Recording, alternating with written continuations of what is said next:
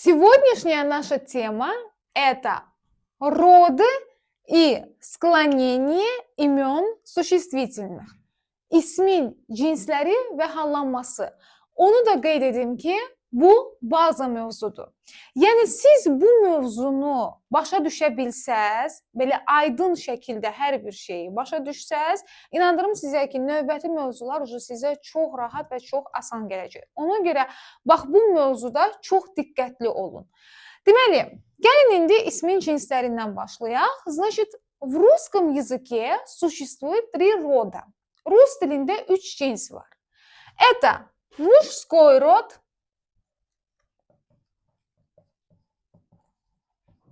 kişi cinsi, женский род,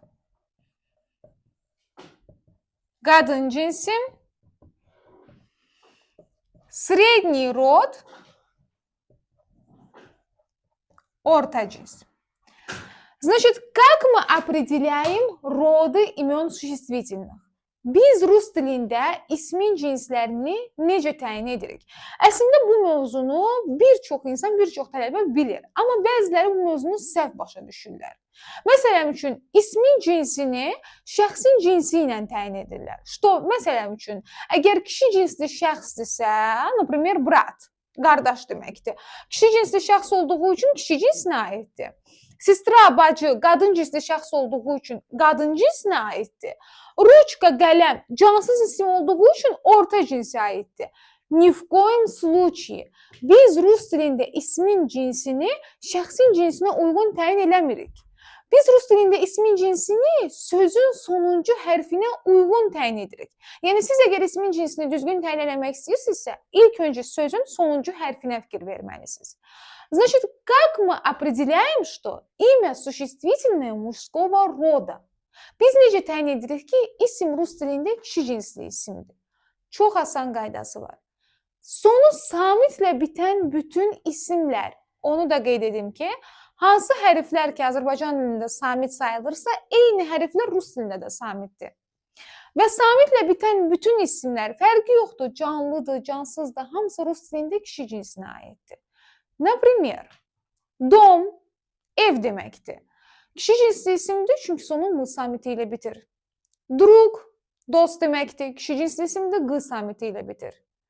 Vapros, sual deməkdir. Kişi cinsli isimdir, sonu s samiti ilə bitir. Telefon, nomer, город, restoran, salon, mağazin, hamısı bunlar kişi cinsli isimlərdir, çünki hamısı sonu samitlə bitir. Как мы определяем, что имя существительное женского рода? Biz necə təyin edirik ki, isim rus dilində qadın cinsli isimdir? Çox asan qaydası var. Sonu a və yaxud ya şəkilçilərindən biri ilə əgər bitirsə, avtomatik həmin isim qadın cinsli isim sayılır. Yenə burada fərqi yoxdur, canlıdır, cansızdır. Əgər a və ya bu şəkilçilərdən biri ilə bitirsə, avtomatik bu isimlər qadın cinsinə aiddir. Например, работа, iş deməkdir. Qadın cinsli isimdir, a şəkilçisi ilə bitir. Sumka, çanta deməkdir. Qadın cinsli isimdir, a şəkilçisi ilə bitir. Россия, Rusiya deməkdir. Qadın cinsli isimdir, ya şəkilçisi ilə bitir. Moskva, tётя, подруга, bunlar hamısı qadın cinsli isimlərdir, çünki hamısı a və ya şəkilçiləri ilə bitirlər. İndi isə keçək orta cinsli isimlərə, средний род. Deməli, sonu o və y. Bu iki saytdan, bu iki şəkilçidən biri ilə bitirsə əgər isim, avtomatik среднего рода, orta cinsli isim sayılır. Например, окно, pəncərə deməkdir. Orta cinsli isimdir, çünki o şəkilçisi ilə bitir. Море, dəniz deməkdir. Orta cinsli isimdir, y şəkilçisi ilə bitir. Здоровье, sağlamlıq deməkdir. Orta cinsli isimdir, y şəkilçisi ilə bitir. Платье, мероприятие, собрание, bunlar hamısı orta cinsli isimlərdir, çünki o və y şəkilçiləri ilə bitirlər.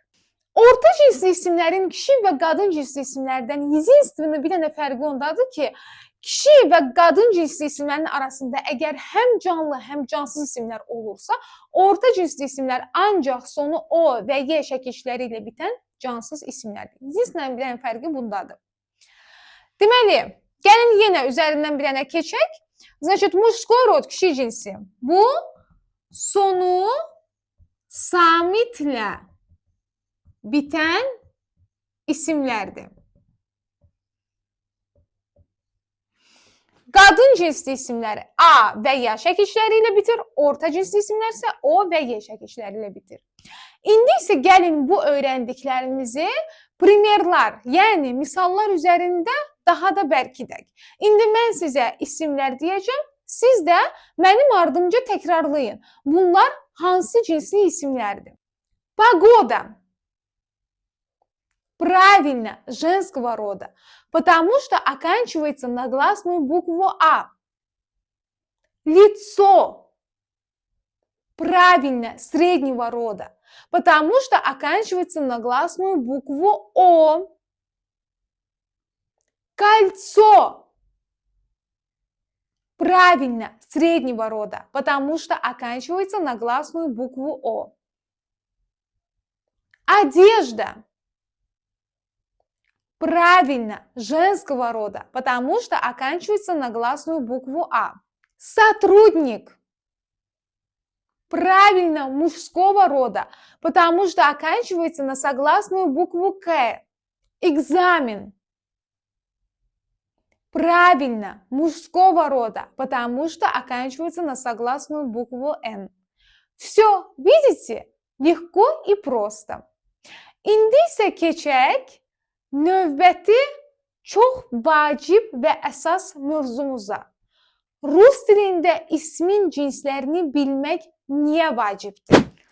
Deməli, Rus dilində ismin cinslərini bilmək niyə vacibdir? Biz niyə bilməliyik hansı isimlər kişi cinsinə aiddir, hansı isimlər qadın cinsinə, hansı isimlər də orta cinsə aiddir? Дело в том, что necə ki Azərbaycan dilində hallanma var, точно так же и в русском языке есть склонение. Склонение bu hallanma deməkdir. Yəni Azərbaycan dilində də hallanma var, Rus dilində də hallanma var. No, Azərbaycan dilində hallanmanın Rus dilində hallanmasından fərqi ondadır ki, bizdə Azərbaycan dilində cins adlı bir понятие, cins adlı bir anlam yoxdur. Bizdə Azərbaycan dilində kişi cinsi, qadın cinsi, orta cins yoxdur. Biz Azərbaycan dilində bütün isimləri demək olar ki, hamısını eyni standart formada, eyni şəkillərlə hallandırırıq. Например, ev.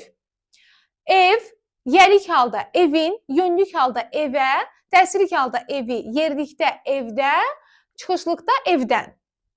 İndi gəlin başqa bir Azərbaycan dilində isim götürək və onu hallandıraq. Məsələn, bacı. Bacı, yerlik halda bacının, yönlükdə bacıya, təsirlikdə bacını, yerlikdə bacıda, çıxışlıqda bacıdan. Gördünüz, demək olar ki, eyni şəkillərdir. Amma Rus dilində siz bütün isimləri eyni şəkillərlə, eyni standart formada qətiyyən hallandıra bilmərsiniz. Avtomatik şəkillərdə səhv gedəcək. Niyə? Çünki Rus dilində isimlər imенно bu üç cinsə görə hallanır. Rus dilində hər cinsin özünə məxsus hallanması var, öz şəkilləri var. Bax, iki eyni mənalı söz götürək. Например, это пусть будет дом и квартира. Bəli, əgər bu sözlərin mənalarının dərinliyinə getsək, dom sırf ev deməkdir, kvartira da mənzil deməkdir. Amma ümumlikdə götürsək, ikisi də eyni mənaya gəlir çıxır da, ikisi də ev mənasına gəlir çıxır, düzdür? Baxmayaraq ki, ikisi də eyni mənaya gəlir çıxır. Siz dom və kvartira sözlərini ikisini də eyni şəkildə, eyni şəkillərdə hallandıra bilmərsiniz. Niyə? Çünki dom sonu m samiti ilə bitən kişi cinsli isimdir. Kvartira isə sonu a şəkilçisi ilə bitən qadın cinsli isimdir. Görürsünüz, bunlar tamamilə fərqli cinsli isimlər olduğu üçün tamamilə fərqli formada, fərqli şəkillərdə hallanacaq. Ona görə siz ilk növbədə bu isimlərin cinslərə görə hallanmasını bilməlisiniz. Kişi cinsli isimlər necə hallanır, qadın cinsli isimlər necə hallanır və orta cinsli isimlər necə hallanır. Daha sonra isə biz sizlə keçəcək bu şəkillərin cümlələrdə və danışıqda praktika qaydasına. İndi isə ilk növbədə biz sizinlə kişi cinsli isimlərin hallanmasını öyrənəcəyik. Склонение имен существительных мужского рода. Necə ki, Azərbaycan dilində 6 hal var, adlı hal, yelik hal, yönlük hal, təsirlik hal, yerlik hal və çıxışlıq hal. Точно так же и в русском языке есть 6 падежей. Падеж rus dilində hal deməkdir. Значит, Именительный падеж adlı hal. Родительный падеж yelik hal. Дательный падеж yönlük hal. Винительный падеж тəsirlik hal. Творительный падеж yerlik hal. Предложный падеж çıxışlıq hal. Onu da qeyd edim ki, терминlər rus dilində əzbərləməyə, öyrənməyə bilərsiniz. То есть не обязательно знать название падежей на русском языке. Yəni əgər sizə çətindirsə, halların adlarını rus dilində yadda saxlamaq, siz elə Azərbaycan dilində yadda saxlaya bilərsiniz. Azərbaycan dilində deyə bilərsiniz. Məsəl üçün adlı hal, yelik hal, yönlük hal. Çünki bu termindir, bu danışıqda istifadə olunmur deyə. Ona görə mənim üçün vacib deyil terminləri sizin rus dilində bilməyiniz. Yəni bu уже sizin öz seçiminizdir. İstəyirsinizsə, məsəl üçün tələbə var ki, deyir, yox, mən imенно rus dilində bilməliyəm, hə, özünüz üçün öyrənə bilərsiniz. Amma yox, görürsünüz ki, sizə çətin gəlir, ya istəmirsiniz buna bir də ayrıca vaxt ayırasınız, hələ Azərbaycan dilində yadda saxlaya bilərsiniz. Azərbaycan dilində deyə bilərsiniz. Mənə əsas və sizə də əsas şəkilçiləri bilməkdir. Deməli, indi biz sizinlə kişi cinsli isimlərin hallanmasını keçəcəyik. Deməli, imenительный падеж adlı hal sonu samitlə bitən sözün kökü. Və burada qeyd edirəm ətraflı. Sonu samitlə bitən sözün kökü. Ümumiyyətlə onu qeyd edim ki, rебята, запомните. İsmin cinsi eyni zamanda sözün kökü də deməkdir. Yəni, mən deyirəm ki, kişi cinsli isimlər sonu samitlə bitir, qadın cinsli isimlər sonu A və Y şəkilləri ilə bitir, orta cinsli isimlər də sonu O və Y şəkilləri ilə bitir. Bütün bu isimlər eyni zamanda sözün kökü də sayılır. Ona görə mən həmişə tələbələrimə sözlər göndərəndə onlardan çox dərəcədə xahiş edirəm ki, sözləri, pajalosta, yalandan oxumayın. Məsəl üçün, o qədər elə tələbələr olub ki, mən sözlər göndərmişəm öyrənməyə, dərsin vaxtı gəlib çatanda soruşuram ki, bəs sözləri öyrənmişsiniz, tutaq ki, 20 söz göndərmişəm də. Tələbə də deyir ki, asan sözlər idi, prosto belə də üzdən oxudum, ifşo. Yəni, mən bu sözlərin zaten hamısını bilirəm. Amma tələbədən sözləri soruşmağa başlayanda, tələbə o 20 dənə sözdən 3-ünə, 5-inə güc bala ilə cavab verir. Demək olar ki, hamısında səhv deyir. Ribətə, baxın. Ola bilsin ki, mən sizə heç 20 söz yox, 100 söz də göndərim, 200 söz də göndərim. Siz baxasınız, deyəsiniz ki, bunlar hamısı asan sözlər deyə, nə var ya bu sözləri öyrənməyə, hamısı bildiyim onsuz da sözlərdir. Məsələ ondadır ki, biz ümumiyyətlə elə bir ölkədə yaşayırıq, особенно Bakı şəhərində, rus dili bu dəqiqə ən tələbatlı dil sayılır. Yəni bu dəqiqə hər yerdə, любой iş yerində, не только iş yerində, yəni ümumiyyətlə cəmiyyətdə bu dəqiqə hər kəs rus dilində danışır, önəm verir rus dilinə. Təbii ki, normal olaraq da kim rus dilini öyrənmək istəyirsə, çalışır çoxlu rus dilində seriallara baxsın, kinolara baxsın, ən azından YouTube-da videolara baxsın. Поэтому o qədər ki, siz bu dili eşidirsiniz, bu dildə sözlər eşidirsiniz ki, bir çox sözlər sizə tanış gəlir. Amma siz o sözləri danışıqda praktik istifadə eləmirsiniz deyə, sizdən kimsə anidən bildiyiniz bir sözü soruşanda siz cavab verə bilmirsiniz. Özünüz də təəccüblənirsiniz ki, necə olur axı? Mən bu sözü bilirəm axı. Mənim indi yanımda kimsə bu sözü desə, mən avtomatik olaraq onun mənasını, tərcüməsini biləcəm. Amma özüm deyə bilmirəm. Çünki siz istifadə etməmisiniz həmin sözü, praktika etməmisiniz. Понимаете? Просто eşitmisiniz. Поэтому mən həmişə dönə-dönə öz tələbələrimdən xahiş edirəm ki, rебята, mən sizə sözlər göndərəndə, pajalosta, o sözləri oxumayın, imенно səsli, ürəyinizdə də yox, səsli şəkildə əzbərləyin. Хорошо? Çünki siz sözləri əzbərlədikcə, onları səsli şəkildə tələffüz etdikcə sizin diliniz açılmağa başlayır. Daha sonra da bu şəkilləri öyrəndikdən sonra başlayırsınız bu şəkillərlə çoxlu cümlələr qurmağa, həmin sözləri şəkillərlə düzgün formada istifadə etməyi öyrənirsiniz. Belə-belə də məşğul olduqca bir müddətdən sonra da görəcəksiniz ki, aha, mən sərbəst, qramatlı danışa bilirəm. Поэтому siz necədir? Не только müəllimə göndərdi mənə sözlər, ya qaydalar göndərdi, öyrəndim. Niyə? Eyni zamanda sizin düzgün məşğul olmaq metodikanız da olmalıdır. Yəni siz əgər düzgün şəkildə məşğul olsanız, düzgün şəkildə öyrənsəz, inanın ki, qısa bir müddətdə nəticə əldə edəcəksiniz. Deməli, harda qalmışdıq? Kişi cinsli isimlərin hallanmasında. Именительный падеж sonu samitlə bitən sözün kökü. Dom, telefon, druq, brat, vapros, город и так далее. Elə adi dom sözünü götürək də. Məsəl üçün, bir çox tələbə elə bilir ki, ev sözün kökü domadır. Məsələn üçün mən o qədər də tələbələrim oldu. Soruşmuşam ki, ev nədir rus dilində? Deyiblər ki, doma. Нет. Sözün kökü domdur. Doma bu bambaşqa bir mənada işlənir. Doma evdə deməkdir. O zərf formasında özdə işlənir, isim formasında da yox, zərf formasında işlənir. Sözün kökü, ev sözün kökü domdur. Поэтому mən həmişə deyirəm ki, что, ребята, diqqətlə oxuyun, diqqətlə öyrənin. Хорошо? Значит, dom kişi cinsli isimdir. İndi məsəl üçün gəlin bir söz götürək də, gəlin bir söz götürək yox. Gəlin hələ bu dom sözünü hallandıraq. Значит, вот я здесь пишу dom. Deməli, bu sözün kökü də adlı halda işlənib. İndi siz dom sözünü yəlik halda işlətmək istəyirsiniz. Значит, запомните, ребята, bütün kişi cinsli isimləri в родительном падеже yəlik halda A şəkilçisini qəbul edir. Любой sonu samitlə bitən kişi cinsli isim в родительном падеже A şəkilçisini qəbul edəcək. Вот dom в родительном падеже будет дома. Və yaxud друг, dost deməkdir. В родительном падеже как будет? Правильно, друга. Брат будет брата. Город будет города. Центр будет центра. Bütün kişi cinsli isimlər A şəkilçisini qəbul edir в родительном падеже yəlik halda. İndi burada bir məqam var, onu sizə izah eləmək istəyirəm. Çünki ola bilsin ki, aramızda elə tələbələr olsun ki, значит, o onda sual işarəsi yaratsın. Deməli, вот mən izah eləyəndə ki, что kişi cinsli isimlər в родительном падеже A şəkilçisini qəbul edir. Bəzi tələbələrdə belə bir sual yaranır ki, что müəllimə, indi məsəl üçün dom, siz deyirsiniz ki, yəlik halda olur domada. Bu kişi cinsli isim уже qadın cinsli ismə keçmiş olur. Yəni doma olanda bu уже qadın cinsli ismə keçmiş olur da, qadın cinsli isim olur. Запомните, rебята, ни в коем случае никогда heç vaxt ismin cinsini dəyişmək olmaz. Rus dilində bir ismin ancaq bir cinsi ola bilər. Bir isim ancaq bir cinsdə işlənə bilər. Если корень slova sözün kökü kişi cinsli isimdirsə, все, o heç vaxt nə qadın, nə orta cinsə keçə bilməz. Əgər ev sözün kökü domdursa, bu kişi cinsli isimdirsə, o heç vaxt qadın cinsli ismə keçə bilməz. Və yaxud əgər telefon kişi cinsli isimdirsə, все, heç vaxt qadın cinsli və yaxud da ki, orta cinsə keçə bilməz.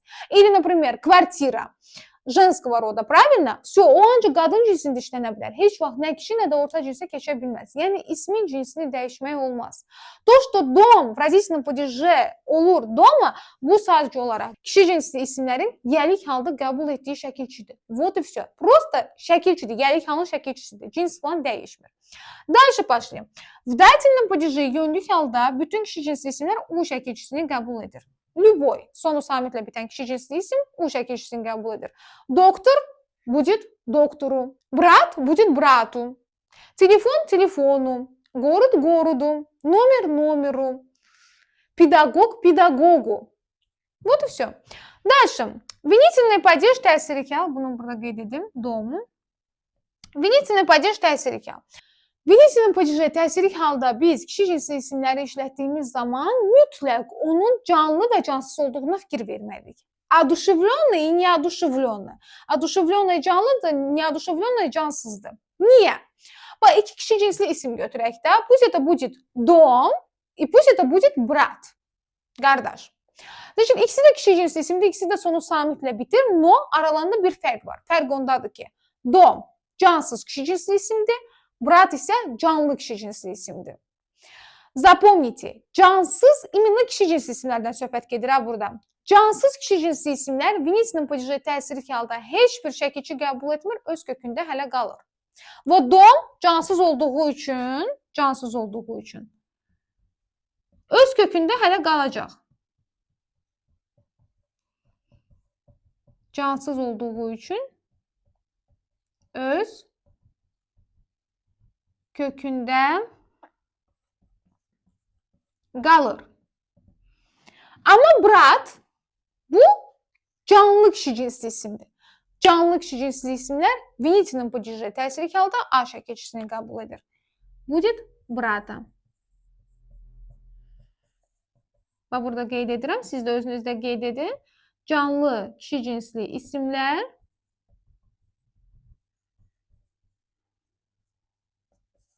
A şəkilçisini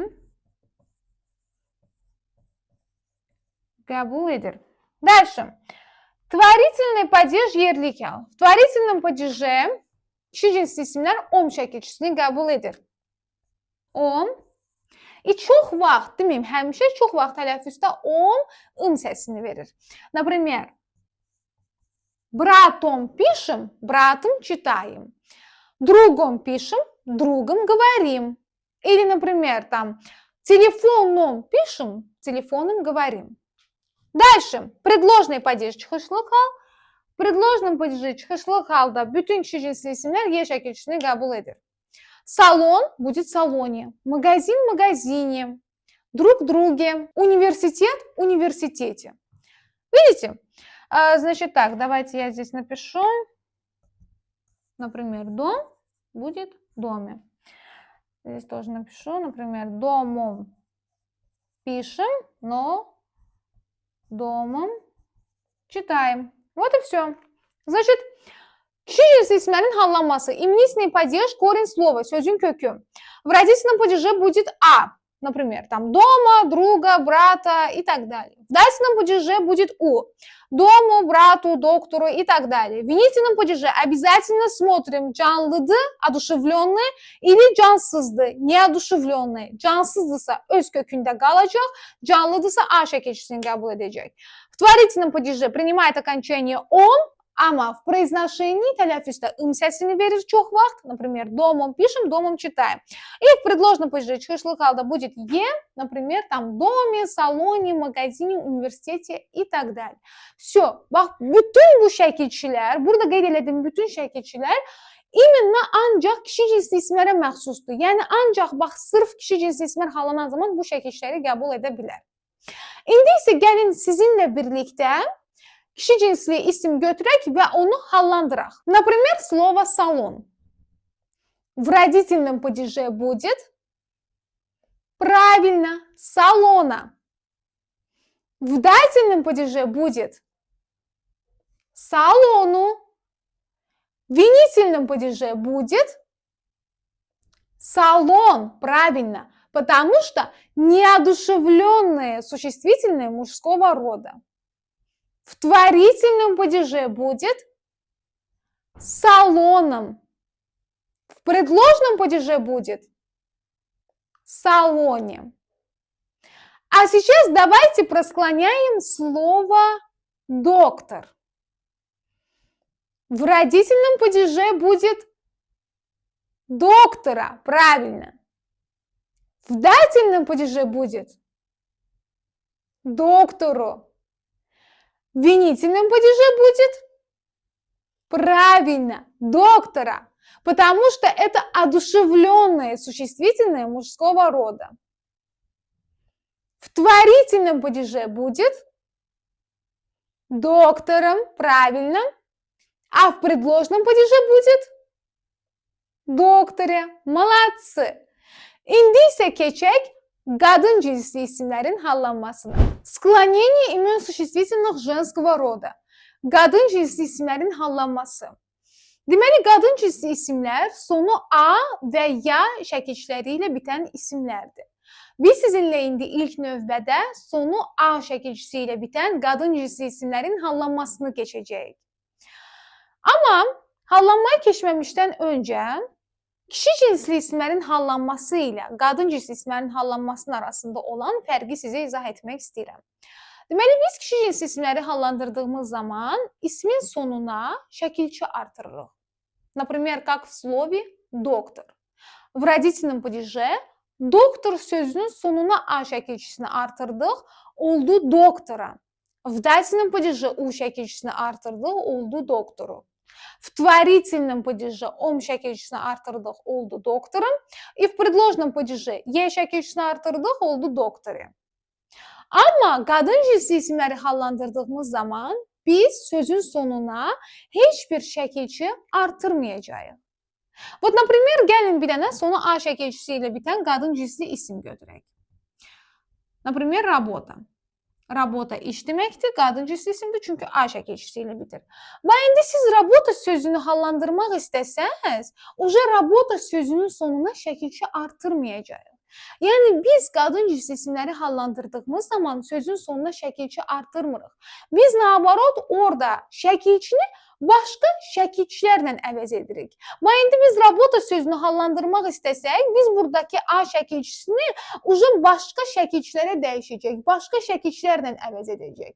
İndi hansı şəkilçilərlə əvəz edəcək? Mən sizə izah edəcəm.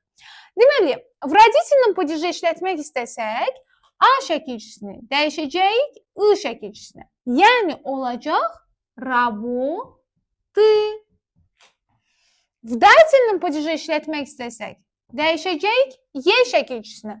Olacaq работе. В винительном падеже işlətmək istəsək, dəyişəcəyik U şəkilçisinə. Будет работу. Və ən önəmlisi, ribята, bəzi tələbələr bunu çaşdırırlar. Çünki mən kişi cinsli isimləri hallandırdığım zaman izah elədim ki, bəs təsirik halda birinci padejə mütləq kişi cinsli ismin canlı və cansız olduğuna fikir verməliyik ki, cansızdırsa öz kökündə qalacaq, canlıdırsa A şəkilçisini qəbul edəcək. Və tələbələr elə başa düşürlər ki, bu qadın cinsinə də aiddir. Niyet, ribята. Qadın cinsli isimlərdə canlı və cansız yoxdur. İstər canlı, istər cansız qadın cinsli isim olsun, в винительном падеже единственное окончание – это окончание «у», которое она принимает. Məsələn, bəzi tələbələrdən soruşanda ki, bəs работа, в винительном падеже как будет? Deyirlər ki, работа. Спрашиваю, почему? Говорят, неодушевленное, cansızdır, поэтому. Нет. Qadın cinsli isimlərdə canlı, cansız yoxdur. Yəni, bu qayda canlı və cansız ancaq kişi cinsli isimlərə məxsusdur. Zapomnite və bunu da özünüzdə qeyd edin. Qadın cinsli isimlərdə istər canlı, istər cansız olsun, həmişə винительном падеже U şəkilçisini qəbul edir. Работа будет работу. Мама будет маму. Сестра будет сестру. Подруга – подругу. Квартира – квартиру. Понятно? Дальше. В творительном падеже будет ой, работай. A dəyişir o şəkilçisinə, olur работай. И в предложном падеже dəyişir Y şəkilçisinə, будет работе. Все. Bu sonu A şəkilçisi ilə bitən qadın cinsli isimlərin hallanmasıdır. Работа, в родительном падеже работа, в дательном падеже работе, в винительном падеже работу, в творительном падеже работай и в предложном падеже будет работе. А сейчас давайте вместе склонять sуществительные машина. Amma hallanmaya keçməmişdən öncə. Yenə gəlirik bu söz öyrənmək mövzusuna çıxırıq. Çünki mən neçə ildir bu sferanın içindəyim, neçə ildir tədris edirəm rus dilini və həqiqətən də o qədər elə tələbələrlə rastlaşmışam ki, sözləri düzgün öyrənmirlər. Elə bilirlər ki, söz dəyişinə var onu öyrənmə, amma əslində o çox böyük rol daşıyır. Siz sözləri necə öyrənirsiniz? Rus dilində bəzi sözlər var ki, Azərbaycan dilindən çox oxşuyurlar. Sadəcə bir dənə hərf fərqi var orada. Və bu hansı sözlərdir? Bu maşındır, bu qrupdur, bu kartdır. Məsələn, mən əksər tələbələrdən, даже hələ siz özünüzdə, özünüzdən soruşun ki, maşın na ruskum как будет? Deyəcəksiniz ki, hələ maşın. Kart nədir rus dilində? Deyəcəksiniz ki, kart. Bəs yaxşı, qrup nədir? Qrup. Нет. Onlar hamısı A şəkilçisi ilə bitir. Əgər Azərbaycan dilində maşındırsa, rus dilində biz həmin o maşın sözünün sonuna A şəkilçisini artırırıq. Maşina. Əgər Azərbaycan dilində qrupdursa, rus dilində qrup sözünün sonuna A şəkilçisini artırırıq. Olur qruppa. Əgər kartdırsa, kart sözünün sonuna A şəkilçisini artırırıq. Olur karta. Mən bunu niyə belə bağıra-bağıra deyirəm? Потому что, смотрите, siz əgər maşın sözünü, maşın kimi yadda saxlasaz, yəni fikir verməsəz də, deyəcəksiniz ki, nasal sözdə maşın, bunun nəyini oxuyum, nəyini öyrənim də. Siz maşın sözünü götürəcəksiniz kişi cinsi isim kimi və onu kişi cinsi isim kimi hallandıracaqsınız. И все, avtomatik şəkillərdə səhv getdi. Və в дальнейшем cümlələrdə, danışıqda praktika eləmək istəsəz, avtomatik səhv şəkillərdən danışacaqsınız. Niyə? Çünki maşın ruslarda maşınadır və bu qadın cinsli isimdir.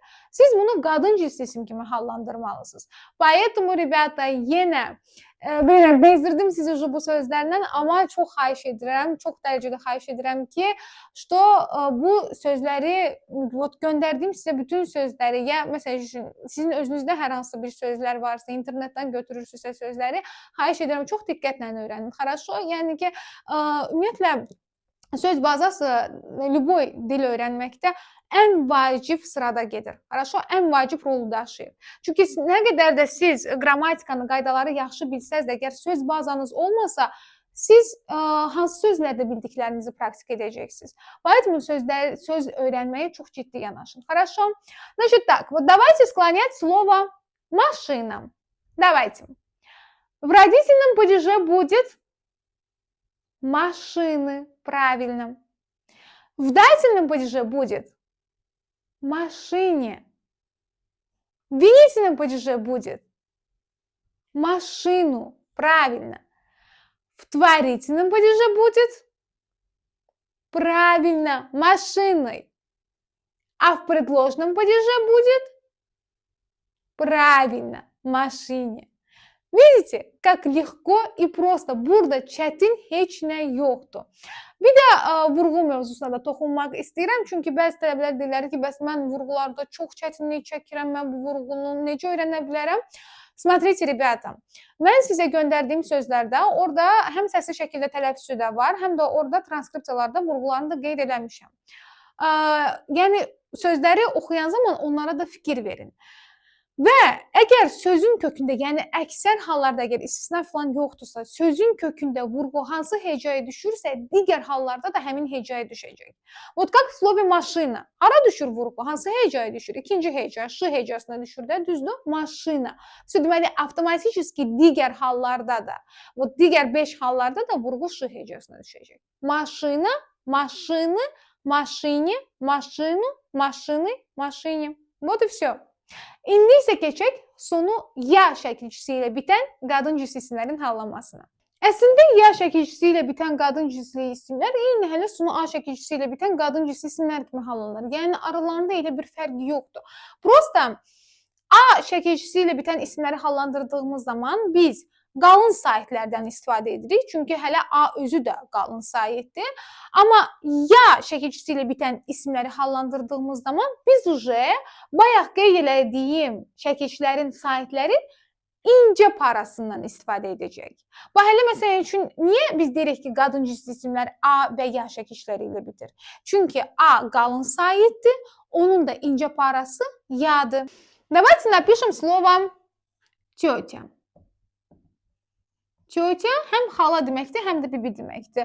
Ruslar bizdəki kimi, Azərbaycan dilindəki kimi ayırmırlar. Ayrıca xala, ayrıca bibi. Tетя onu həm xaladır, həm də bibidir. Deməli və burada tələffüzlə bağlı bir məsələyə toxunmaq istəyirəm. Deməli, bayaq da qeyd etdiyim kimi, a qalın saitdir, ya incə saitdir. Yəni, a saitinin incə parasıdır. Qalın və incə saitləri biz niyə bilməliyik?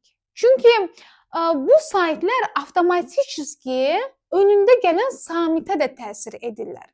Və работа и тетя. Gəlin burada bir yerdə qeyd edim. Deməli, работа и tетя. Görürsünüz, deməli, работа a şəkilçisi ilə bitir, tетя ya şəkilçisi ilə bitir. Hər ikisi də qadın cinsli isimdir, правильно? Və hər ikisində də görürsünüz şəkilçinin önündə t samiti gəlir. Amma baxın, mən работа sözündə t-nı qalın tələffüz edirəm. Работа deyirəm. Görürsünüz?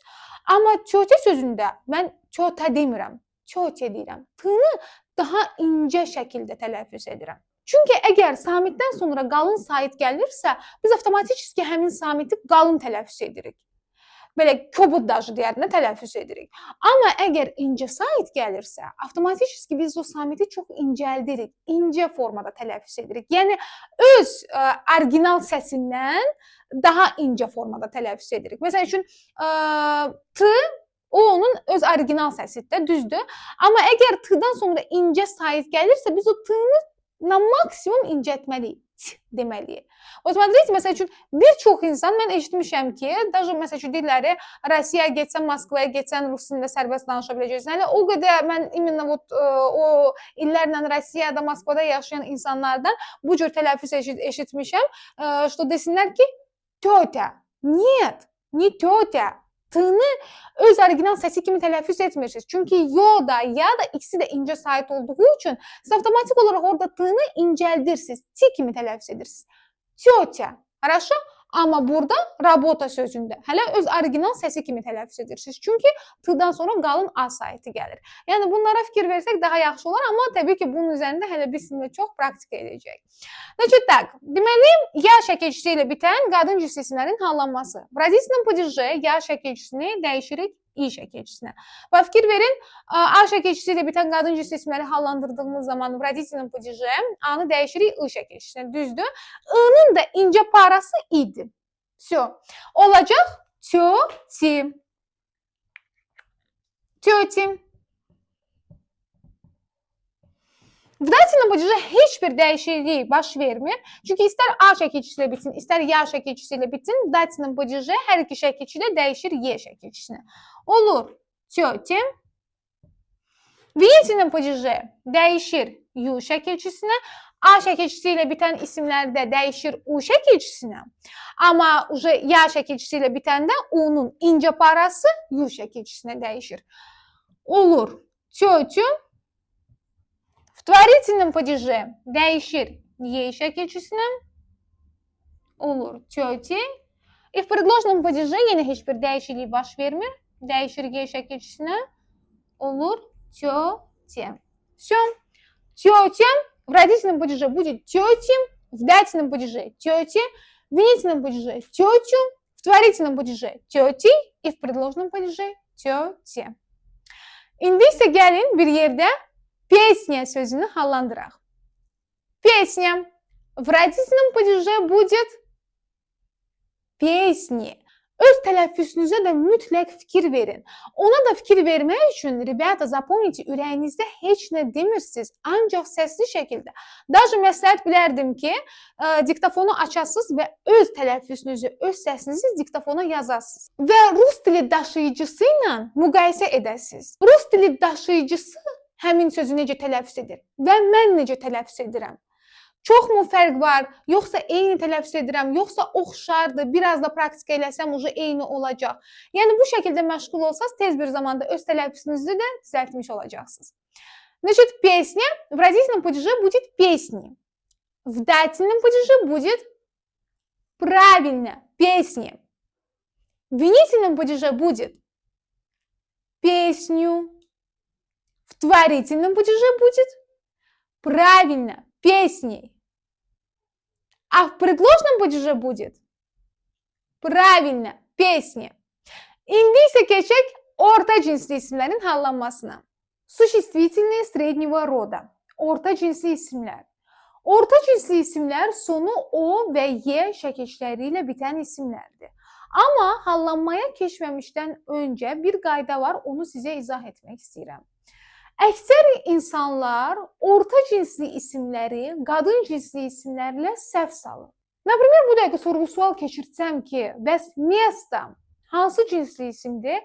Əminəm ki, 99% insanlar deyəcəklər ki, место это существительное женского рода. Və yaxud дерево тоже существительное женского рода. Дерево, яблоко, министерство, государство bunlar hamısı deyəcəklər ki, qadın cinsli isimlərdir. Və bu normaldır. Niyə? Çünki onlar orada A eşidirlər. Və cinslər haqqında azdan çoxdan anlayışı olan insan deyəcək ki, hə, место deməli A şəkilçisi ilə bitir. A şəkilçisi ilə bitən isimlər də hansı cinsli isimlərdir? Qadın cinsli isimlərdir. Söz, значит, место там женского рода, государство женского рода, слово, тело, озеро. Bunlar hamısı qadın cinsli isimlərdir. Amma məsələ ondadır ki, bu isimlərin heç biri qadın cinsli isim deyil. İndi deyəcəksiniz ki, necə axı biz orada A eşidirik, A deyirik axı. Siz də izah eləmişsiniz ki, bəs A şəkilçisi ilə bitən isimlər qadın cinsli isimlərdir. Necə yəni qadın cinsli isim deyil? Məsələ ondadır ki, bu isimlərin hamısı yazılışda O şəkilçisi ilə bitib, amma tələffüzdə A səsini verən sözlərdir. Və əgər siz ismin cinsini düzgün təyin etmək istəyirsinizsə, İlk növbədə siz yazılışdakı şəkilçisini bilməlisiniz. Çünki ən önəmlisi yazılışdakı şəkilçisidir, tələffüzdəki yox. Yazılışda hansı şəkilçi ilə bitirsə, həmin o yazılışdakı şəkilçiyə uyğun biz ismin cinsini təyin edirik. Və bütün bu isimlər Слово, тело, озеро, мясо, масло, министерство, государство, облако, золото, место, яблоко, лето, дерево. Bunlar hamısı yazılışda o şəkilçisi ilə bitib, amma tələffüzdə A səsini verən sözlərdir. İndi deyəcəksiniz ki, niyə onlar tələffüzdə A səsini verirlər ki? Məsələ ondadır ki, rus dilində vurğuya aid olan belə bir qayda var. Что o saiti, fərqi yoxdur, sözün önündə gəlir, ortasında gəlir, sonunda gəlir. O saiti vurğusuz olduğu zaman tələffüzdə A səsini verir. Və bütün bu sözlərdə də o şəkilçisi vurğusuz olduğu üçün tələffüzdə A səsini verəcək. Вот давайте проанализируем hələ slova sözünü. Slova söz deməkdir. Görün, yazılışda O şəkilçisi ilə bitir. Görürsünüz, yazılışda 2 O hərfi var, 2 O saiti var. Amma vurğu birinci O saitinə düşdüyü üçün və ikinci O saiti vurğusuz olduğu üçün birinci O hələ öz səsini, hələ O səsini verir. Çünki vurğuludur. İkinci O isə vurğusuz olduğu üçün tələffüzdə A səsini verir. Slova. Yazılır slovo, amma tələffüzdə deyirik slova. Və yaxud telo. Bədən deməkdir. Telo yazılır, telo oxunur. Niyə? Çünki vurğu T hecəsinə düşür, Y saitinə düşür. O saiti də vurğusuz olduğu üçün tələffüzdə A səsini verir. İli возьмем слово озеро, göl. Ozero yazılır, amma ozero oxunur. Görürsünüz, slova sözündəki kimi ozero sözündə də 2 O saiti var. Amma vurğu birinci O saitinə düşdüyü üçün birinci O hələ öz səsini, O səsini verir. İkinci O isə vurğusuz olduğu üçün o tələffüzdə A səsini verir. Və mən deyirəm ozero. Мясо ət deməkdir. O şəkilçisi ilə bitir yazılışda. Мясо yazırıq. Amma vurğusuz olduğu üçün tələffüzdə A səsini verir. Мясо. Eyni yağ, масло. Масло пишем, масло читаем. Почему? Потому что ударение падает на первый слог, на букву А. O sait vurğusuz olduğu üçün o tələffüzdə A səsini verir. Масло. Eyni министерство, государство, облако, золото, место, яблоко, лето və дерево sözlərində də eyni qaydadır. Bütün bu sözlərdə O sait vurğusuz olduğu üçün, O şəkilçisi vurğusuz olduğu üçün tələffüzdə A səsini verir. Və bu isimlərdə qadın cinsli isimlərlə səhv salmamaq üçün nə etmək lazımdır? Təbii ki, öyrənmək. Çünki siz bu sözləri öyrənməsəz, deyəcəksiniz ki, həm, tam ozero, например, da, A şəkilçisi ilə bitir, qadın cinsli isimdir, mən bunu gərək qadın cinsli isim kimi hallandıram. Avtomatik bütün şəkilçilərdə səhv getdi. Çünki ozero qadın cinsli isim yox, orta cinsli isimdir. Və biz indi sizinlə orta cinsli isimlərin hallanmasını keçəcəyik. Sonu O şəkilçisi ilə bitən orta cinsli isimlərin hallanması.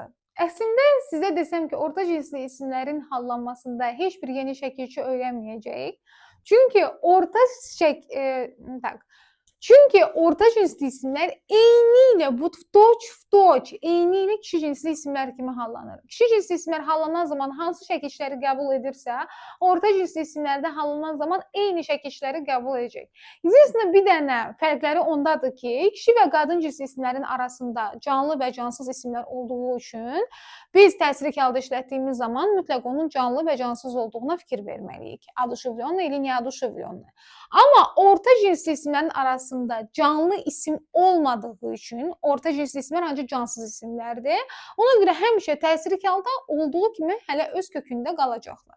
Yəni burada yeni bir şəkilçi yoxdur. Özümüzdən yeni bir şəkilçi kəşf etməyəcək. Eyni kişi cinsli isimlərin şəkilçilərini orta cinsli isimlərdə hallanan zaman qəbul edirlər. İndi isə bizə təbii ki, harda aydın olacaq daha yaxşı? Практикада. Значит, давайте возьмем существительное среднего рода, оканчивающееся на О, например, слово лицо. Лицо üz deməkdir. Baxın, burada mən görürsüz, litsa demədim. Mən bayaq izah elədiyim qaydanı izah elədikdən sonra bəzi tələbələr elə başa düşürlər ki, O şəkilçisi ilə bitən orta cinsli isimdə mən onu A kimi tələffüz etməliyəm. Məsələn üçün də tam litsodursa mən gərək litsa deyim. Нет, ребята.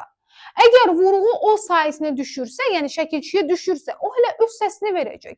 Və litso sözündə vurğu o sayəsinə düşür. Mən niyə orada litsa deyim ki? Mən orada hələ litso deyəcəm. Amma da, məsəl üçün, mesto sözündə mesto yazılır, amma mesto oxunur. Niyə? Çünki o şəkilçisi vurğusuzdur. Ona görə mən orada mesto yox, mesto deyirəm. Yəni, elə bilməyin ki, что любой o şəkilçisi ilə bitən orta cinsli isimdə mən onu A kimi tələffüz etməliyəm. Niyə? Siz ilk öncə baxmalısınız ki, ümumiyyətlə vurğu orada o şəkilçisinə düşür, yoxsa yox.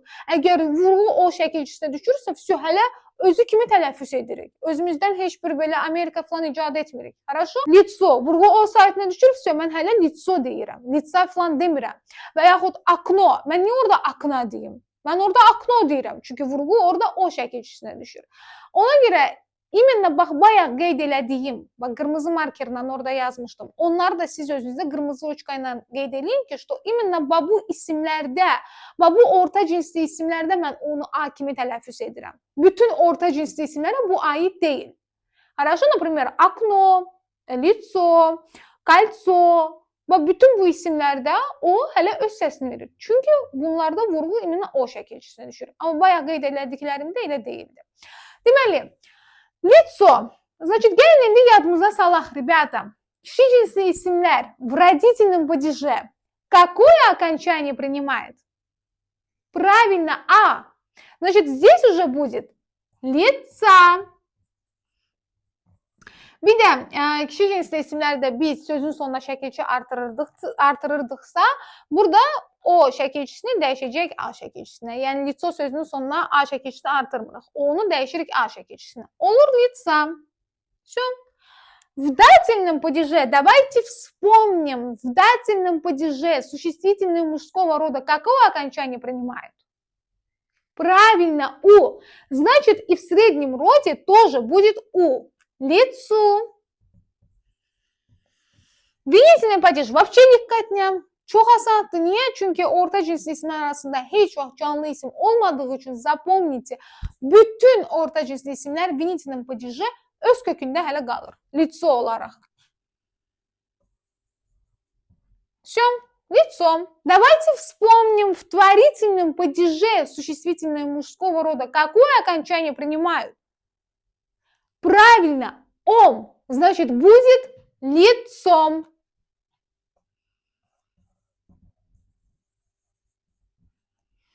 А в предложном падеже, вообще mən elə gəlir ki, предложный падеж ən asan haldır.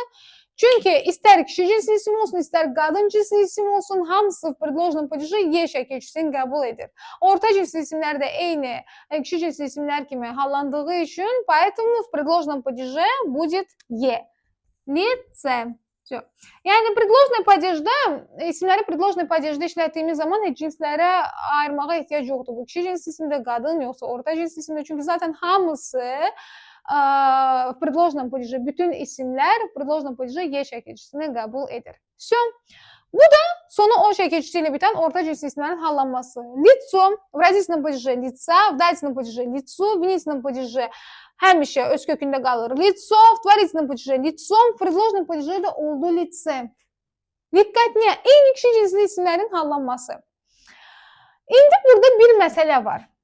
Bu məsələ üçün mən istəyirəm ki, indi biz sizinlə место sözünü hallandıraq. Deməli, место yazılır, место oxunur. İndi burada tələbələri çaşdıran yer nədir? Вот смотрите, mən dedim ki, в родительном падеже orta cinsli isimlər eyni kişi cinsli isimlər kimi A şəkilçisini qəbul edir də, düzdür. İndi место sözünü hallandırdığımız zaman tələbələr çaşırlar. Harda? Что место, indi именительный падеж место, да? В родительном падеже тоже будет место? Да. Но произношение, tələffüzlər eynidir. İmenительном падеже biz O yazırıq. Просто O vurğusuz olduğu üçün tələffüzdə A deyirik də, düzdür, место. Amma в родительном падеже şəkilçinin özü axı A'dır. Поэтому здесь yazılışda da, tələffüzdə də будет A, место. İndi siz deyəcəksiniz ki, bəs niyə məsəl üçün лицо sözündə elə olmadı da? Лицо, именительный падежdə лицо deyirik, в родительном падеже лица deyirik. Amma место-da məsəl üçün именительном падеже место deyirik, в родительном падеже də место deyirik. Вот именно, rебята, bayaq bunu mən уже neçə dəfə izah elədim. Yenə izah edirəm ki, bu tam aydın olsun sizdə. bunu tezən deyirəm, tam aydın olsun sizə. Litso sözündə vurğu o saytına düşür. Ona görə orada aydın biz o deyirik. Litso. Amma место sözündə burada o yazırıq. Yenə də o yazırıq. Bu litso sözündəki kimi burada da biz o yazırıq. Prosta o vurğusuz olduğu üçün biz orada a deyirik. Понятно? İlitso sözündə də aydın şəkildə biz orada o şəkilçisini tələffüz etdiyimiz üçün burada da rahat oluruq bizə ki, hə, litso tam вродительном падеже o dəyişdi, a şəkilçisinə oldu litsa. Amma место sözündə biz именительном падеже a dediyimiz üçün ona görə bizi çaşdıran вродительный падежdə o olur ki, necə olur ki, именительном падежеdə место, в вродительном падеже тоже место. Дело в том, что в именительном падеже место yazırıq, место oxuyuruq. Amma в вродительном падеже şəkilçinin özü adı. Хорошо? Место. Дальше. В дательном падеже будет место. В винительном падеже cansız olduğu üçün yenə öz kökündə qalır. Видите?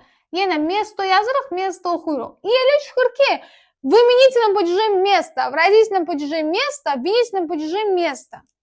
Amma məsələ ondadır ki, imenительный падежlə винительный падеж eynidir axı, öz kökündə qalır da. İmenительный падежdə də öz köküdür, винительный падежdə də öz kökündə qalır. Ona görə место yazırıq hər ikisində, место oxuyuruq. Amma в родительном падеже şəkilçinin özü adı. Da, biz üçündə də место deyirik. Но дело в том, что именительный, винительный yazılışda odur, просто tələffüzdə adı. Amma в родительном падеже şəkilçinin özü adı. В творительном падеже будет место. Ом yazırıq. И в предложенном падеже будет вместе. Все. Bu da o şəkilçisi ilə bitən orta cinsli isimlərin hallanmasıdır. Yəni bir dənə siz burada tələffüzə fikir verməlisiniz. Хорошо? Yəni vurğuya fikir verməlisiniz. Əgər vurğu o şəkilçisinə düşürsə, orada öz səsi kimi tələffüz edirik. Litso, okno, kolso. Orada bir neçə də söz var. İndi avtomatik olaraq ağlıma gəlmir, amma mən onların hamısını yazacağam sizə. Amma məsəl üçün elə sözlər də var ki, bayaq yazdığım sözlər qırmızı markerlə orada uje vurğu o saytına düşmədiyi üçün, o şəkilçisinə düşmədiyi üçün onlar tələffüzdə a səsini verir. Məsəl üçün mən okno sözünü hallandırmaq istəsəm, orada vurğu uje o şəkilçisinə düşdüyü üçün orada uje aydın şəkildə bütün şəkilçilər görsənir. İşte okno, tam в родительном падеже окна, в дательном падеже окно, в винительном падеже cansız olduğu üçün yenə okno, в творительном падеже окно, в предложенном падеже окне. Amma məsəl üçün mən тело, bədən sözünü hallandırmaq istəsəm, da burada uje görürsünüz тело, в родительном падеже тело, в винительном падеже тело. 3 dənə падежdə mən тело deyirəm. Amma halbuki в именительном и винительном падеже biz тело yazıb тело oxuyacağıq. Amma в родительном падеже şəkilçinin özü adı. Məncə burada şərtin heç nə yoxdur. Prosta bir neçə müddət bizim bu tələffüzə vurğuya fikir verməliyik. Bir də çoxlu praktika etməliyik, çoxlu cümlələr qurmalıyıq ki, o beynimizdə tam otursun. İndi isə keçək sonu Y şəkilçisi ilə bitən orta cinsli isimlərin hallanmasına. Y şəkilçisi ilə bitən orta cinsli isimlərdə eyni O şəkilçisi ilə bitən orta cinsli isimlər kimi hallanacaq. Prosta burada da eyni qadın cinsli isimlərdəki kimi incə və qalın sayit məsələsi var. Məsələn, necə qadın cinsli isimlərdə A qalın sayitdir, ya A sayitinin incə parasıdır. Və burada da O qalın sayitdir, Y O sayitinin incə parasıdır. Ona görə indi Y şəkilçisi ilə bitən orta cinsli isimləri də hallandırdığımız zaman biz bayaq O şəkilçisi ilə bitən isimləri hallandırdığımızda istifadə edədiyimiz sayitlərin incə paralarından istifadə edəcəyik. Deməli, значит, именительный падеж sonu Y şəkilçisi ilə bitən orta cinsli isim. Например, возьмем слово море. Dəniz. Значит, в родительном падеже Y dəyişəcək Ya şəkilçisinə. Вот, A-nın incə parası Ya şəkilçisinə dəyişəcək. Olacaq moре. Yenə, burada görürsünüz, R-nı mən qalın yox, incə tələffüz edirəm. Mən mora demirəm. Moре. Daha incə tələffüz etmək lazımdır. Dальше, в дательном падеже dəyişirəm Ю şəkilçisinə. Olur, море. В винительном падеже həmişə öz kökündə hələ qalır. Море. В творительном падеже dəyişirəm Ем şəkilçisinə. Olur, море. И в предложенном падеже dəyişirəm Y şəkilçisinə. Olur, море. Все. Bu da sonu Y şəkilçisi ilə bitən orta cinsli isimlərin hallanmasıydı. Məncə burada isimlərin hallanmasında, şəkilçilərində çətin heç nə yoxdur. Sadəcə olaraq bu çəkişləri öyrənmək lazımdır. İndi də mən bilirəm, bir çoxunuzu bu dəqiqə beyninizdə bu dəqiqə o suallar belə içinə fırlanır ki, bəs yaxşı, mən bu çəkişləri harda, necə istifadə edəcəm? Yaxşı, mən başa düşdüm ki, rus dilində 3 cins var. Rus dilində isimlər bu 3 cinsə görə hallanır. Tam kişi cinsli isimlərin öz hallanması, qadın cinsli isimlərin öz hallanması. Bəs yaxşı, mən bu çəkişləri harda, necə istifadə edəcəm? Mən hardan biləcəm ki, məsəl üçün mən more deməliyəm, ya mən mori deməliyəm, ya da morim deməliyəm? Yaxşı olardı ki, siz yanında Azərbaycan dilində olan tərcüməsini də qeyd edəsiniz. Mən bu cümləni əzbərləmişəm, çünki o qədər tələbələrim, yəni 10 ildə bu sferanın içindəyəm, o qədər tələbələr mənə bu müraciətlə müəllimə, hallandırdığınız zaman, hallanmanı izah elədiyiniz zaman sözün yanında Azərbaycan dilində tərcüməsini də qeyd edin ki, biz bilək ki, hə, məsələn üçün də tam, например, more dənizdir. Məsələn, hə, dənizin olanda bilək ki, уже все. Burada biz ismi gərək в родительном падеже işlədək. Burada məsəl üçün more deməliyik də. Məsəl üçün moryu dənizə. Уже dənizə olanda hə, mən bilim ki, məsəl üçün mən burada в дательном падеже işlətməliyəm. Moryu olmalıdır. More dənizi, morem dənizdə, more da dənizdən. Yəni bu şəkildə yazsaz bizə daha aydın olar. Rебята, bax, mən bunu əvvəllər, yəni boynuma alıram, bu mənim səhvim olub həqiqətən. Çünki mən elə bilirdim ki, yəni mən bunu izah elədikdən sonra bütün tələbələrə bu aydın olur. Dəlçə praktika eləyəcək, все будет okey. Amma əslində okey olmurdu. O da hamısına bunu şamil etmirəm. Əslində elə tələbələr olurdu ki, hə, sırası ilk dərsdən hər şey aydın olurdu. Amma elə tələbələr də olurdu ki, vроде başa düşürdülər, amma tam başa düşmürdülər. Nəyi tam başa düşmürdülər? Rебята, sizə bir məsləhətim həqiqətən, bir müəllim kimi sizə məsləhətim, əgər siz rus dilini tez bir zamanda öyrənmək istəyirsiniz, belə rahat çətinlik çəkmədən, sərbəst şəkildə danışmaq istəyirsinizsə bu dildə, siz gərək Azərbaycan dilini qoyasınız bir kənara. Ümumiyyətlə, siz rus dilini Azərbaycan dilinə müqayisə etməməlisiniz. Sizə deyim, hansı tələbələr, məsəl üçün, mənim o qədər həqiqətən ağıllı tələbələrim olub da, yəni baxmışsan ki, bu tələbə çox qəşəng rus dilində danışa bilər, yəni aksenti, diksiyası, отлично da, все на месте. Amma tələbə öyrənə bilmir. Bir ay, 2 ay maksimum məşğul olub, sonra dayandırıb kursu. Niyə? Çünki ən önəmli şeydən əl çəkə bilmirdi. Azərbaycan dili ilə rus dilini müqayisə etməkdən əl çəkə bilmirdi. Постоянно beynində Azərbaycan dilindən rus dilini müqayisə edirdi ki, necə olur ki, Azərbaycan dilində isim işlənir çıxışlı halda, məsələn üçün də evdən, bu Azərbaycan dilində çıxışlı haldadır. Rus dilində isə mən bunu işlədirəm yelik halda. Yəni necə olur ki, məsələn üçün mən deyirəm dərsdə, bu Azərbaycan dilində yerlik haldır.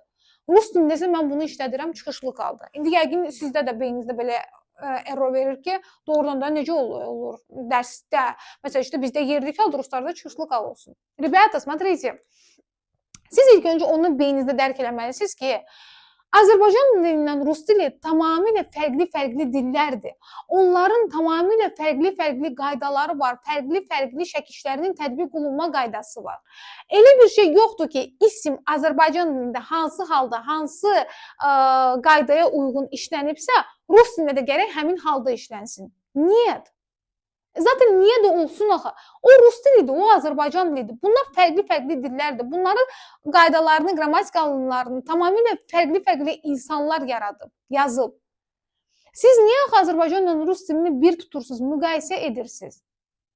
Siz əgər bir dili öyrənirsinizsə, siz öz doğma dilinizi qoymalısınız bir kənara. Всё. Siz уже başlamalısınız o öyrəndiyiniz xarici dildə fikirləşməyə, xarici dildə analiz etməyə. Yəni, Azərbaycan dilinin tamamilə fərqli qaydaları var, fərqli qrammatikası var. Rus dilinin ümumiyyətlə Azərbaycan dilinin qrammatikaları deyərdim ki, 99% bir-birinə bənzəmir. Hə, haradasa oxşar qaydalar ola bilər, amma əksər hallarda qrammatikaları bənzəmir bir-birinə.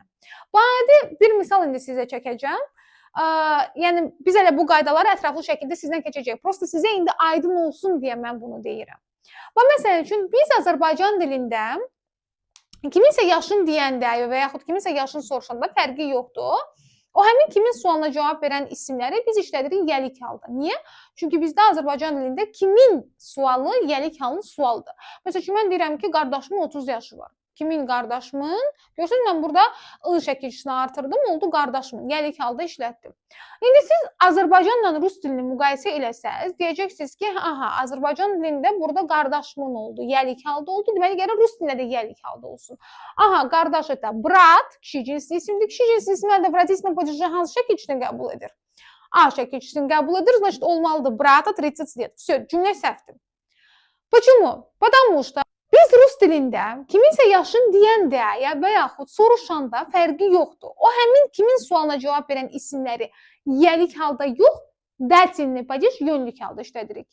Brat в дательном падеже olacaq bratу. Brat 30 лет. Məsəl üçün hərfi-hərfinə tərcümə eləsək Azərbaycan dilinə, bratu əslində qardaşa deməkdir də, düzdür? İndi bizim cümləmizdən bratu 30 лет mən deyəndə elə çıxır ki, qardaşa 30 yaş. Görürsüz, nestыковка вообще üst-üstə gəlmir. Ona görə rебята, siz Azərbaycan ilə müqayisə etməməlisiniz. Вот именно biz öyrənirik rus dilini, rus dilinin qrammatikasını, rus dilində şəkilləri düzgün tətbiq eləməyi öyrənirik. Всё. Yəni siz necə öyrənirsiniz? Aha, rus dilində Azərbaycan ilə yox, Azərbaycan qoymuşuq bir kənara. Rus dilində biz kiminsə yaşını deyəndə və yaxud soruşanda, aha, bu kimin sualına cavab verən isimləri biz işlətməliyik дательный падежdə. Yəni həmin isimlərdə дательный падежin şəkilçisindən istifadə etməliyik. Как будет? Oğlumun 30 yaşı var. Сыну 30 лет. Dostumun 30 yaşı var. Другу 30 лет. Bacımın 30 yaşı var. Ага, бачы на русском это сестра женского рода. В дательном падеже принимает окончание «е», будет сестре 30 лет, подруге 30 лет, маме 30 лет, дочке 30 лет. Видите, yəni уже bir qaydanı bilməklə rus dilində, вот именно biz kiminsə yaşını deyəndə və ya soruşanda rus dilində hansı halda işlətməliyik? Aha, дательный падежdə. Şəkilləri də bildik ki, всё.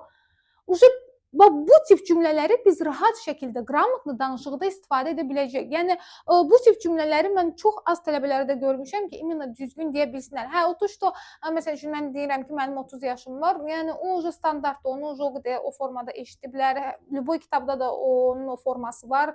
Что məsəl üçün öz yaşınızı demək istəyirsinizsə, мне deməlisiniz.